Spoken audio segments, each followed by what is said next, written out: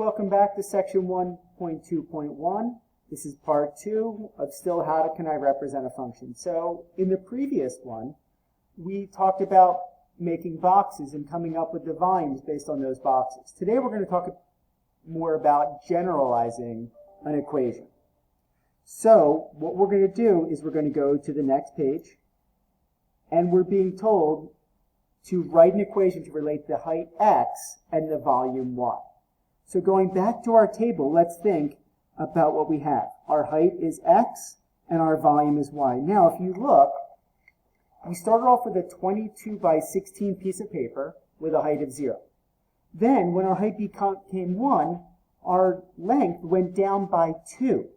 And so did our width, because we're cutting off 1 cube on each side. So that's why our new height and our new length and our new width is both 20 and then 14. And you can see each time we're subtracting 2 as we go down. As we increase our height by 1, we're subtracting 2 from our length and from our width.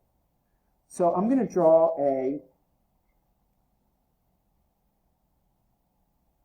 box. Think about our piece of paper. So now our length is 16 minus 2x. Our height is x, and our width is 22 minus 2x. So once again, we're subtracting 2 each time. So our volume is length times width times height. The length, 22 minus 2x.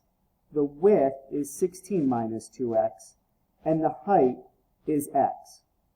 So we're going to multiply the binomials first and then distribute the x. So we multiply 22 times 16 is 352. 22 times negative 2x is negative 4d4x. Negative 2x times 16 is negative 32x. Negative 2x times negative 2x is plus 4x squared. And then the x. Always simplify before you multiply. Volume equals 352 minus 76x plus 4x squared. And then we distribute the x, so the volume equals 352x minus 76x squared plus 4x cubed. So we write that in standard form. 4x cubed minus 76x squared plus 352x.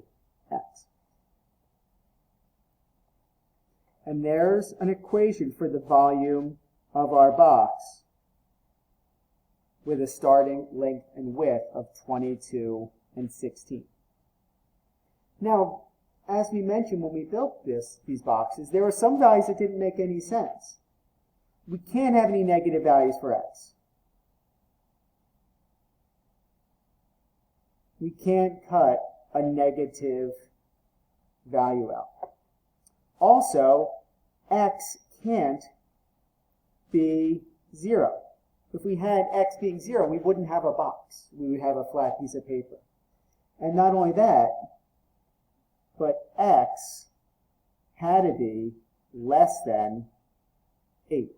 Because when we took that 8, when we folded it, everything lined up, so 8 wouldn't work. Now the outputs that wouldn't work, the volume is our output.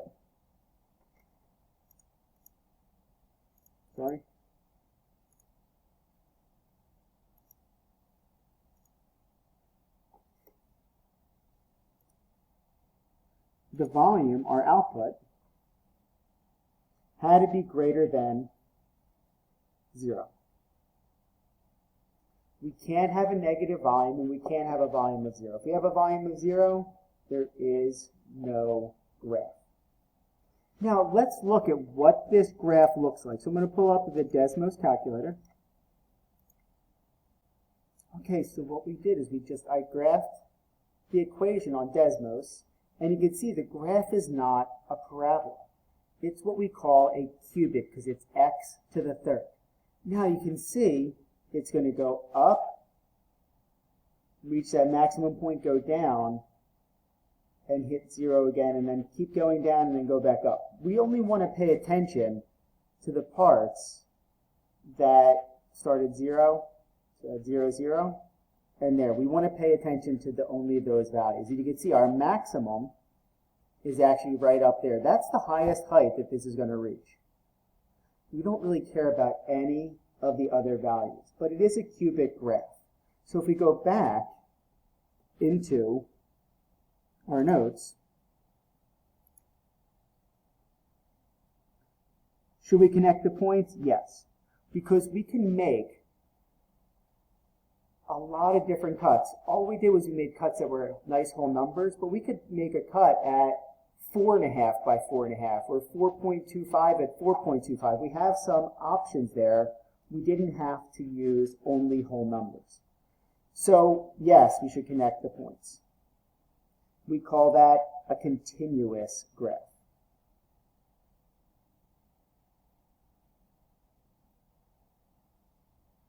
Now, this graph is cubic. You may have seen cubic graphs before, but I'm not 100% sure what you would have seen in Algebra 1. So it's called a cubic graph, and they have a shape that looks like that. So when we use the graphing calculator, we see that it's cubic, but we only want to pay attention, even though our graph looks like this, we don't want to pay attention to anything else but what's inside here. And we only want to pay attention from this point to this point. Everything else, we don't really care.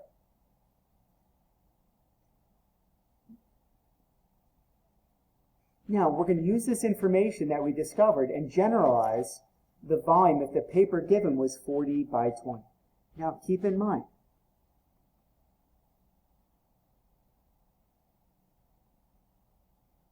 when we make our boxes, we're only worried about this. So here's our height of x. Our length would be 40, and our width would be 20. That's our starting, but we're cutting from both sides. So it's 40 minus 2x, 20 minus 2x. So the volume, length, width, height. The length, 40 minus 2x. The width is 20 minus 2x. And the height is x. So we can simplify that to practice multiplying. 40 times 20 is 800 minus 80x minus 40x plus 4x squared, and that's times x. Always combine your like terms before you multiply again. We get 800 minus 120x plus 4x squared, and then we distribute the x.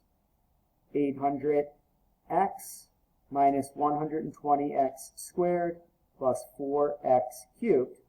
And in standard form, that would be 4x cubed plus, that's minus 120x squared plus 800x. And there's our equation.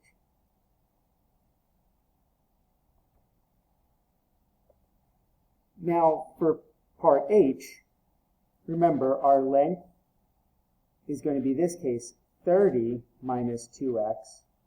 Our width is going to be 10 minus 2x, and our height is x. So volume is length times width times height.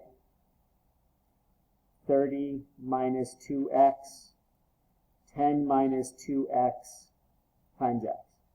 Multiply the binomials first, you get 300 minus 60x minus 40x plus 4x squared times x. So the volume,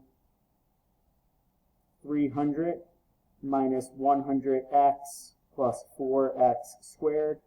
And now we distribute the x. 300x minus 100x squared plus 4x cubed. So the volume is 4x cubed minus 100x squared plus 300x. And that would be the volume if our original paper was 30 by 10. Okay, thank you.